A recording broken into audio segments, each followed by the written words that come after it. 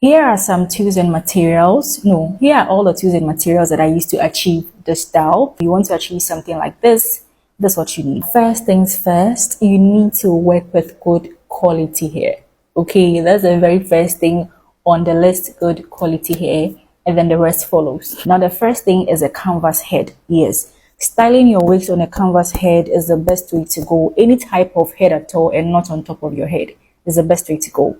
Now, the second one, what did I even use was this, okay, just to section your hair when you are curling, because you want to curl. I personally curl from the bottom to the top. So if you want to curl from the top to the bottom, that is, your preference. There's no right or wrong way to do it. Once the curling is going on, then that's all. And then you need a tail comb to help you part the hair and then comb out and detangle it perfectly well. And what else? You also need a scissor. Sometimes you need a scissor to trim the ends of the hair. Sometimes the ends of the hair can be a bit dry, so you can just trim the excess hair. Or when it's not dry, it can be, how do you call it, like fia fia. I don't know how to say that, but like yeah.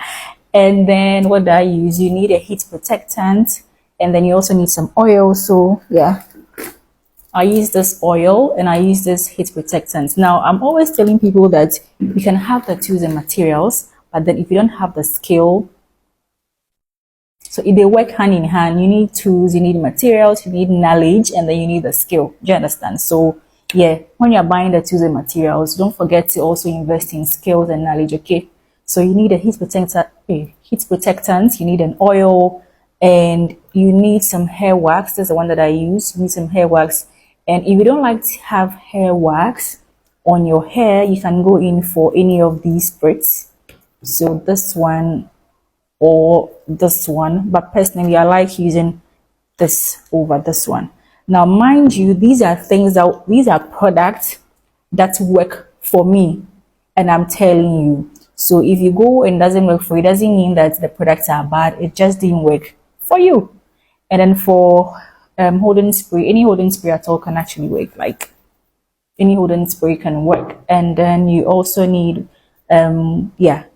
these, well, any type of Rolex will actually work, either Rolex or Rolex or how do you call it, clips, crocodile clips, or the metallic ones. They all work the same. You don't have to get exactly this, but these are the ones that I use. And that's all. Get your holding spray, just spray it after curling. And yeah, when it's wet, I don't when it's wet. When it's still hot, you spray on it. But personally, I don't spray before I curl. That is just my personal preference. And basically, that is that.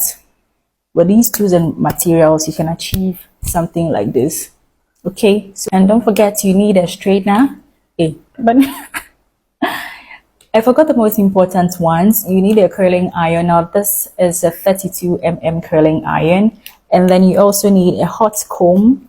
Okay, you also need a hot comb.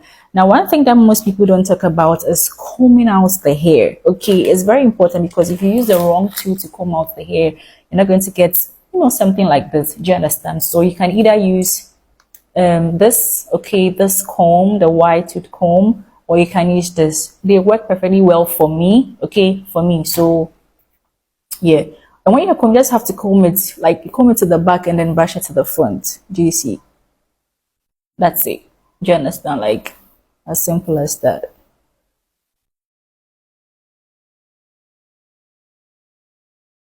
Just push it to the back and you're good to go. So that's all for this video. If you have any questions, leave it in the comments, and then the video is long, 3 minutes.